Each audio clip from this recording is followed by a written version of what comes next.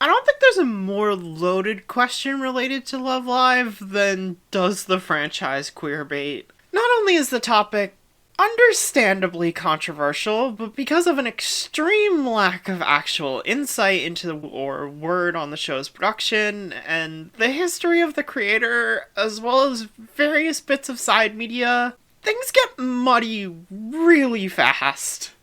No matter what, discussions of queerbaiting always end up being at least a bit subjective. Because ultimately, it is a mostly subjective topic. Mostly is the key word, though, because in one specific instance and context, Love Live absolutely, without a shadow of a doubt, has queerbaited. In probably the most textbook manner possible. In episode 5 of Love Live Superstar Season 1, Passion Island, there's a scene where the girls are staying at Sunny Passion's place. Sumire and Cuckoo argue over who gets the single bed against the wall. They decide to thumb wrestle for it, but right before they start, Sumire gets incredibly close to Cuckoo and blows air on her cheek, flustering her enough for Sumire to win easily. Only for it to be revealed Kanon took the bed while they were arguing about it and is already asleep. The scene itself isn't queerbait, it's just a really fun gag. If you want to spin it as shippy, it's really easy to.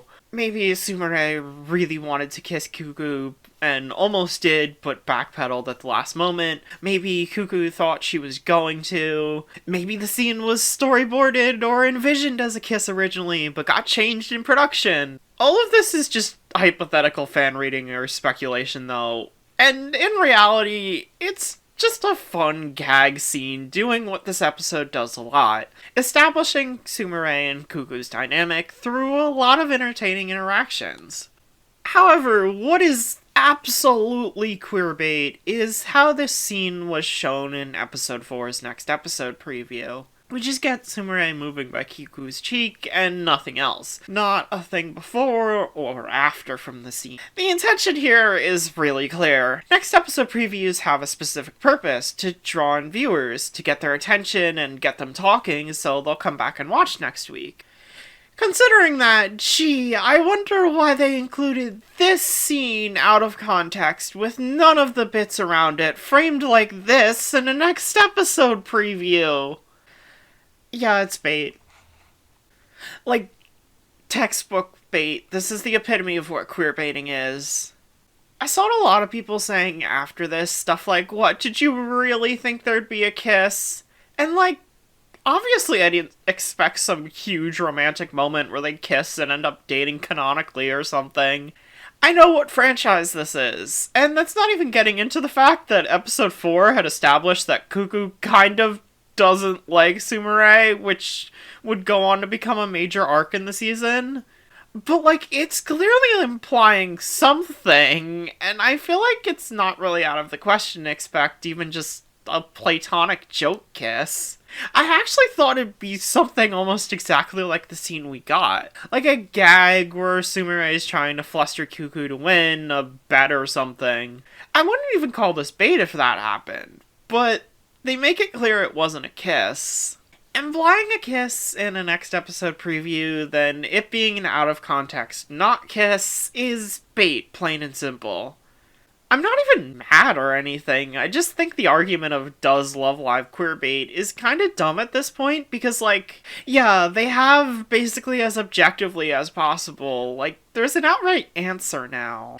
However, I do also get how things still remain muddy, and this kinda makes it a lot worse when it comes to arguing over the extent of it. The people working on the franchise are clearly aware of the shipping culture it has. Even as early as School Idol Project Season 2, it was noticeable that interactions would get cranked up between popular pairings. Nozomi and Ellie got some really blatant ship teasy moments. Maki and Nico are shown to hang out more, that sort of thing. Sunshine Season 2 more noticeably gave Yoshiko and Riko an entire episode together after they had become a popular ship, and got their interactions cranked up a lot when they had barely interacted at all in Season 1. This isn't even getting into stuff like the mangas, which were written by the series creator who mostly does Yuri outside Love Live, and it really shows. or the really blatant Ellie and Nozomi love song they did that one time. Is this all just ship teasing? Expanding on dynamics the staff found interesting, maybe after fans did? Like I said, we don't have that much insight into the production, so it may be possible that things like the season 2s were mostly scripted before the first seasons even got to air. Actually wanting to do gay relationships, but not being able to? We just don't know, so ultimately it's all subjective. I've talked about queer readings of Love Live plotlines in a couple videos now. Despite basically going, it's literally canon in my written video a lot, that was mostly a joke. In fact, playing that up is kind of my biggest regret with that video. If I made it today, I wouldn't have done that. And I at least would have stressed something similar to what I said in my You and I Am You video, where ultimately nothing is canon, and it's about how the viewer interprets it. Hell, I think the fact that different people can relate to something like Ren's story shows the quality of the writing, and how even seemingly incredibly different people can have similar experiences, and that doesn't invalidate either one. I don't think it's bait or anything at all that they never made it officially canon or anything that Ren was trans or anything like that. But there is one other time besides the instance I talked about earlier where I have felt a little baited by Love Live. That being when Sunshine did that weird Chica and Rico basically say I love you to each other, and then Yo is jealous, and the subtext is really obvious, but then after one episode it's ignored, and Yo and Rico basically don't matter at all in season 2 and fall into the background. Until very late on, they act like they'd been doing a new and old friend feel challenged by each other, totally not love triangle. The whole season, when it hadn't come up since episode 11 of season 1, with Rico seemingly getting jealous at a close moment between Yo and Chica that isn't followed up on, like, at all. And then they end it with Yo and Rico saying I love you to each other in the last episode of the series, and it's like, what? What the actual fuck are we doing here? What are you trying to say?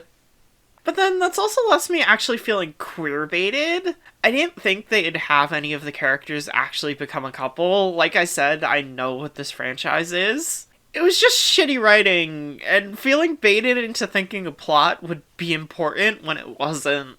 On the opposite end, You and I Am You never get confirmed as a couple, but whether you read their arc as a couple story or just a friendship story, it feels like it actually matters. It actually develops the characters and gets focus and matters for their arcs, whereas the Chica, Rico, Yo triangle is just a thing that doesn't really get much focus.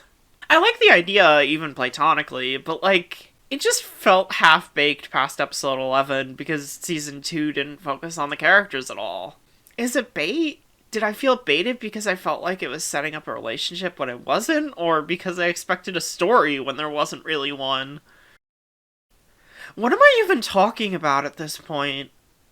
This is why talking about whether Love Live queerbaits or not is tough. There's just so much subjectivity to it, it's hard to judge objectively, and without creator or staff word, we just can't know what the actual intentions were. And I feel like intent is the most important aspect when it comes to whether something is queerbait or not. However, looping back around to the main topic of the video, the Superstar Next Episode preview was absolutely 100% queerbait in the most textbook manner possible. There's no other reason they would have included specifically that bit in that context without trying to make people think there'd be something gay when there wasn't. Everything else? I have no idea. It's so muddy. That's the only answer I've got. Cue the